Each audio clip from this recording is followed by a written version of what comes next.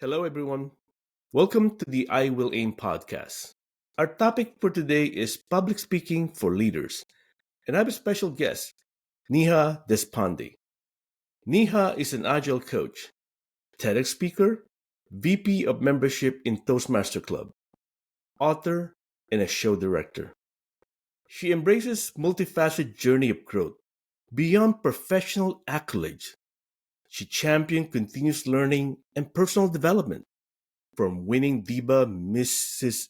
West India 2018 to co-authoring anthologies. Her versatility shines as an editor of Bobright Magazine.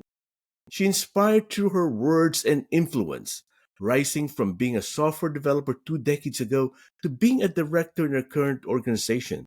She exemplified ambition and achievement. Her rapid ascent in Toastmaster International showcases her dedication and leadership. As a TEDx speaker, she challenged mind and inspired action with each word through poetry, prose, and directing. She crafts experiences that resonate with real life deeply. Now she sets her sight on making a meaningful impact to those around her, shaping a bright future for all. Her mantra aspire to inspire. Welcome, Niha. You, Will, for having me on your podcast. It gives me immense pleasure as I get this opportunity to share my insights on personal growth and development in the public speaking space. I really wish and hope that all my listeners take this small attempt and move towards their growth journey in the speaking space. Welcome, Niha. My first question for you is, can you share a little bit about your journey? Sure, yes, indeed. As we already shared, my journey started 2 decades ago in the IT space. From being a software engineer 2 decades ago to being an enterprise agile coach, it has been certainly a great learning evolution in the IT realm. I got the opportunity to practically work in every space of the software development lifecycle, from being a software engineer to being a quality analyst to being in support. And then from the last 10 decades, I have been actively working in the consulting space, primarily in the tools and the process consulting. I have got the opportunity to work on various market leading tools like application lifecycle management and agile tools. Jira, Swift Kanban, and Rally being one of them. This has really helped all the businesses to not just enhance their productivity, but also improve their effectiveness through a sustainable pace. Apart from my professional journey and the endeavors which I do love writing, reading, dancing, and also doing show direction. This gives me moments of ease and peace to soak into the richness and quality of life. Thank you, Niha. I want to add that you're very humble because you've won numerous Toastmaster contests. Hence, you become the public speaking expert for my podcast. Next, we're gonna go to the shout out section. For this particular episode, I want to dedicate to my mom and dad. Who do you want to dedicate this episode to? Wow, the only one name that comes to my mind is my husband. You can see me this confident in both public speaking as well as enjoying my life is just because of him. So, 2 decades back, actually, I was not the person who you are looking at currently. And yes, I would like to dedicate this podcast to my husband. Thank you for the shout out. Let's now deep dive into public speaking. How does someone develop their public speaking skills? So, talking about public speaking, it is highly important that in public speaking, you have to convey the intent and meaning to the audience in front of you. In order to do that, you have to know what you want to promote and propagate to the audience. So, in my case, as an agile coach, public speaking is highly important in disseminating information as well as fostering discussions. But however, generally, whenever you go to public speaking, it's all about connection with your audience. It's the prime responsibility of the speaker to connect with the audience. So, how do you do that? By having personal anecdotes instantly makes that connection to the audience. Your listeners should not just hear your message, they should actually internalize it. Only then you can be an effective public speaker. So, by prioritizing the connection with your audience and having a little bit of empathy towards them will certainly elevate the impact of your public speaking and attract the audience towards you. I love the point about connecting with the audience because ultimately it's about them, not about you, right? I think you're delivering a message. Certainly. And also love the point about empathy. Empathy is really important. And that's also helps you connect with them because you understand what they want to hear and why they come today to listen to you. The next question I had, what are some of the common challenges individuals face when it comes to public speaking? How do you recommend overcoming them? Like, for example, fear of public speaking.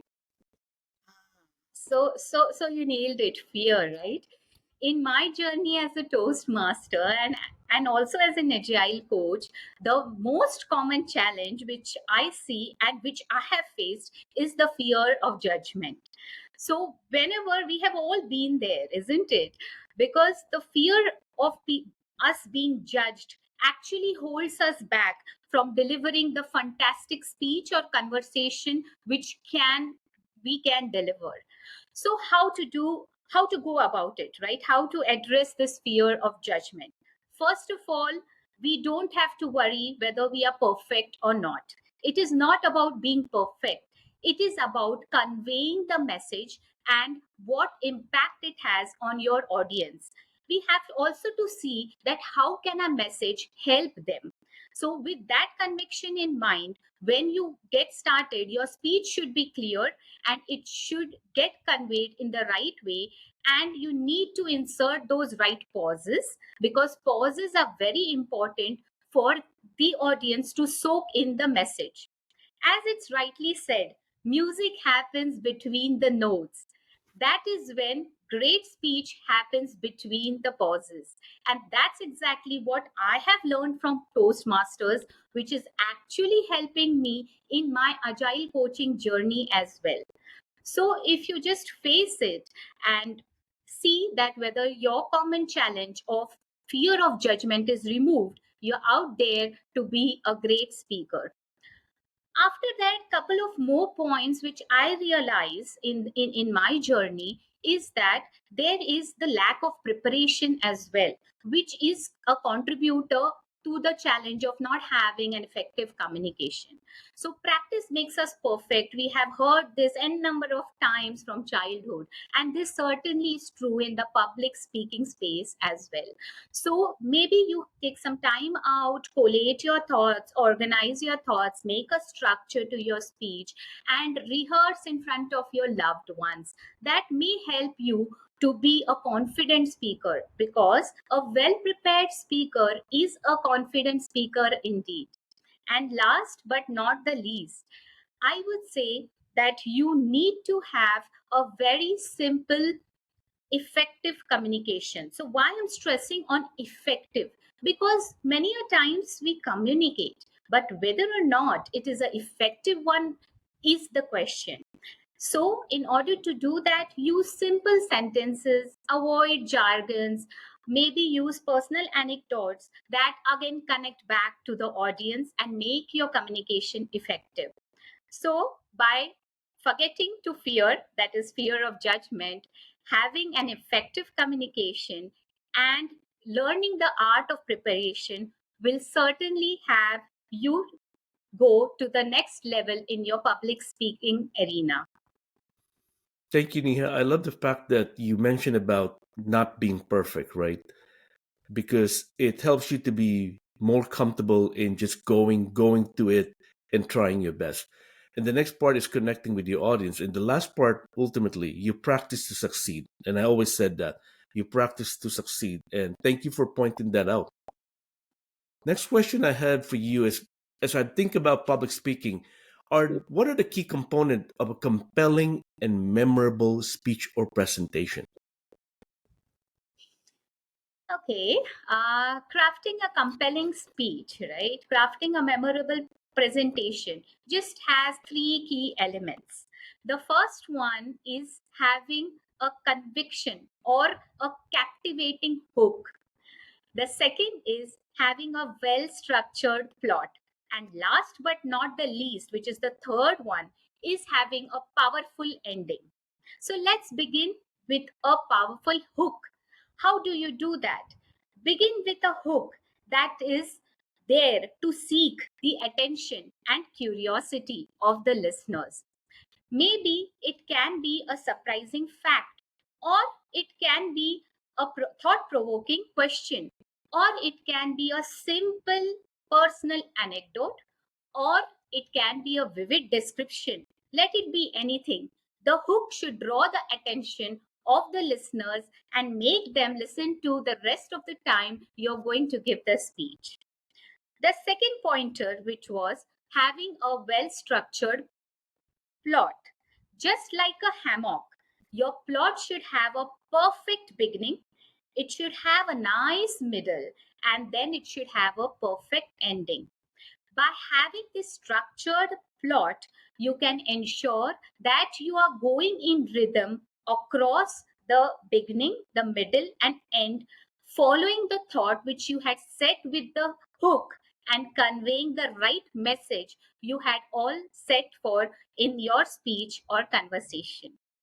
And last but not the least, having a powerful ending.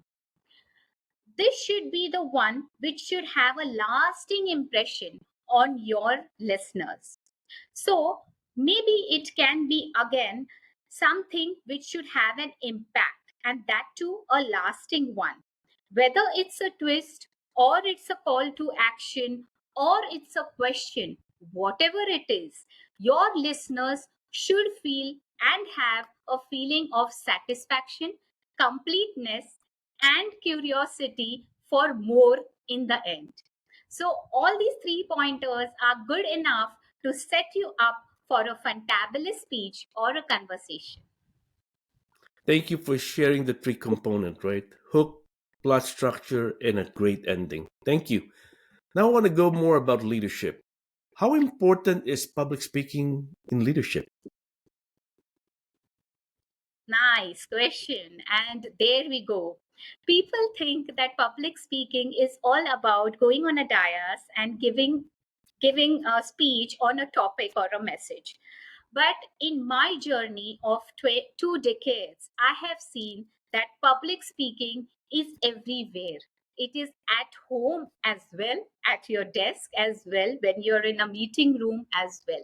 Because public speaking is all about how you put your point forward.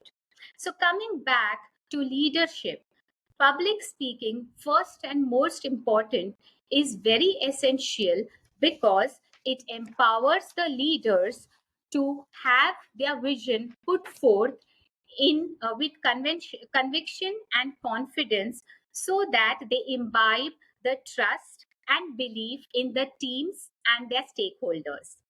Secondly, public speaking actually is helpful for the leaders in order to network as well as connect with people. So, build relationships basically. It actually helps them to go and connect with different professionals across the world, have meaningful relationships, whether it is partnerships or mentorships. And thirdly, the most important, it is generating a continuous learning and growth cycle in the leaders. As the leaders need to continuously enhance, prepare through research their public speaking capabilities, definitely they are always abreast with the market trends and ready to put their point forward, which is relevant to the current topic and subject of the hour. So I think this is how it certainly indeed helps the leaders from all aspects in their overall growth and development. Thank you for sharing that. The one thing that really stuck in my mind is the influence and inspire, right? I think as a leader, it's important for the leader to learn to be able to influence and inspire people and also connecting. I think that those two things are really important. And therefore, public speaking is immensely important to get your message across. Thank you for sharing that. Why public speaking is important for leaders. So any people out there who wants to be a leader, come on, start learning how to be a good public speaker. As Neha said, it doesn't have to be perfect. You can overcome the fear and practice. Neha also said, practice with your family. They're the best audience you can have. Next one, I think I'm talking about developing the public speaking skills. Are there some resource that you use that helps you to become a better public speaker? Yeah, I think there are many books out there, but yeah, what I have read and I have derived my source of inspiration. Maybe you can see the "What Got You Here Won't Get You There" by Marshall Goldsmith. Then you can go for Ikigai. Then you can go for deep work. There is also the Atomic Habits, definitely, and the Atomic Habits. If you want to derive inspiration, actually those small habits, right? So in public speaking also, if you can develop the small habits what are prescribed in the book, definitely if you go in tandem, do it for 21 days, then month, then over a month, a couple of months, definitely it is going to stick and be a part of your bloodline, and you will never be demotivated, at least by yourself, right? And leaving books apart, I think International Toastmasters has certainly been the most important and the most impactful factor in my life and taking me to the next level in public speaking. I think I give most of the credit to International Toastmasters, rather than me reading some book and taking away some things from a specific book. Yeah, thank you. I definitely agree with you with Toastmaster. I think Toastmasters is a great platform for people to grow and develop. You work with people who are supportive and are there to actually help you grow and invest in you. I read Ikigai. I absolutely love Ikigai. Atomic Habit. I developed the habit that I do every morning now because of Atomic Habit. It's a great set of books, and thank you for sharing them. Can you share with my audience what projects are you working on, and how could people reach out to you? Yeah, sure. So, the projects, if you talk about, definitely, as you said, I am the editor of Bobright Magazine. So we do have it on LinkedIn as well. You can follow the same page. Apart from that, I am a TEDx speaker, and the topic which I spoke or chose from for TEDx was "You Live Many Lives in a Single Lifetime." And which is why I think, Will, when you covered my bio, you could see that I'm trying to live many lives in this single lifetime. And I feel that every moment is unique, every moment is supreme. So you need not waste that moment, because that moment is never going to come back in your life. And we have a limited lifetime. So make most of it. So you can follow me on LinkedIn on Neha Deshpande, on Bobright Magazine, and do hear my TEDx talk, the link for which is in my LinkedIn page as well. Thank you, Neha, for sharing that concept of you live many lives in a single lifetime. Thank you for sharing that. When I post the episode, I'll add your link to your LinkedIn and your TEDx videos so people could actually go and watch them too. First of all, I want to thank you for being my guest today. Really appreciate you sharing your gift and talent, and looking forward to interacting with you and collaborating with you in the future. Thank you, Neha. Thank you, Will. Thanks so much. Have a good one.